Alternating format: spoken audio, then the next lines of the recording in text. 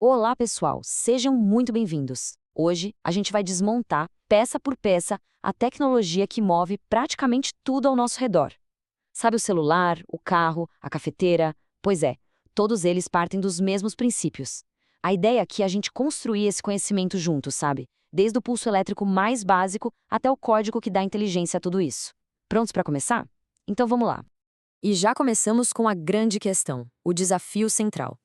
Pensa bem, o mundo que a gente vive, com suas cores, sons, temperaturas, ele é todo contínuo, ou seja, analógico.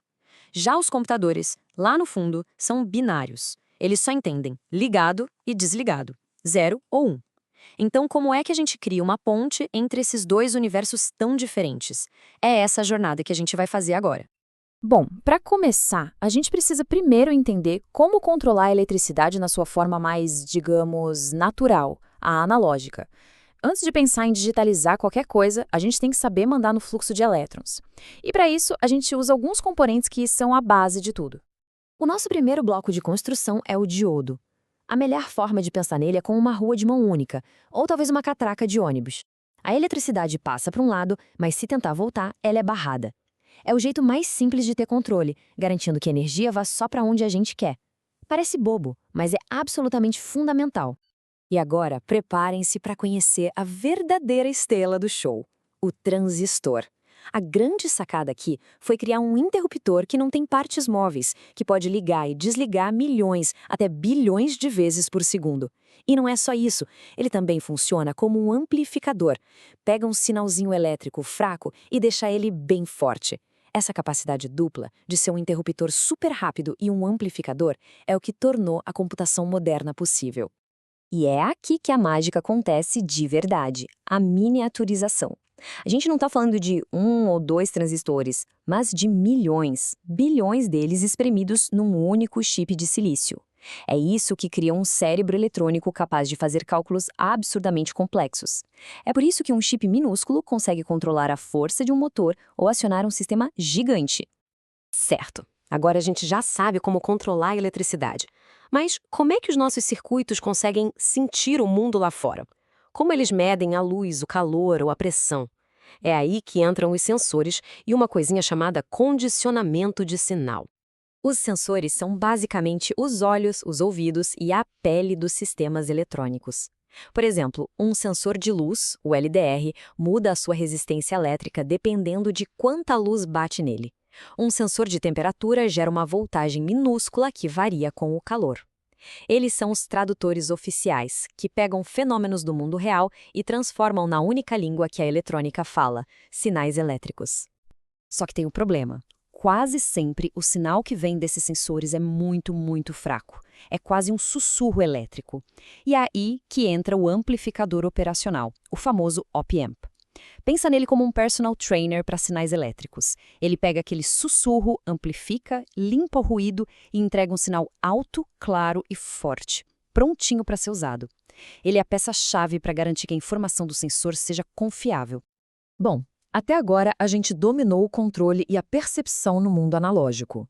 Chegou a hora de dar um salto, de fazer a transição para o mundo digital e entender por que ele é tão poderoso. Vamos ver por que essa mudança de pensamento revolucionou absolutamente tudo. Essa comparação aqui deixa tudo bem claro. O sinal analógico é como uma rampa, sabe? Ele pode ter infinitos valores no meio do caminho, e qualquer interferência, qualquer ruído, já bagunça a leitura. Agora, olha o sinal digital. Ele é como uma escada, só tem 2 degraus, 0 ou 1. Se a voltagem está lá em cima, perto de 5 volts, o sistema entende como 1. Se está lá embaixo, perto de 0, ele entende como 0. Não tem meio termo, não tem ambiguidade. É por isso que ele é tão robusto e confiável. E aqui vem o ponto crucial da nossa conversa. Para que o nosso mundo físico, analógico, possa conversar com os computadores, que são digitais, a gente precisa de tradutores. É exatamente esse o papel dos conversores, que são a ponte que finalmente conecta esses dois universos. E o processo todo funciona em 3 passos bem lógicos. Primeiro, o conversor analógico digital, o ADC. Ele lê o sinal do sensor de temperatura, por exemplo, e traduz aquilo para um número digital. Segundo passo, o cérebro do sistema pega esse número e toma uma decisão. E terceiro, Se for preciso fazer alguma coisa no mundo real, o conversor digital analógico, o DAC, pega a resposta numérica e traduz de volta para um sinal analógico, que vai, por exemplo, ajustar a velocidade de um motor. É um ciclo contínuo de tradução, o tempo todo. Ok, vamos recapitular.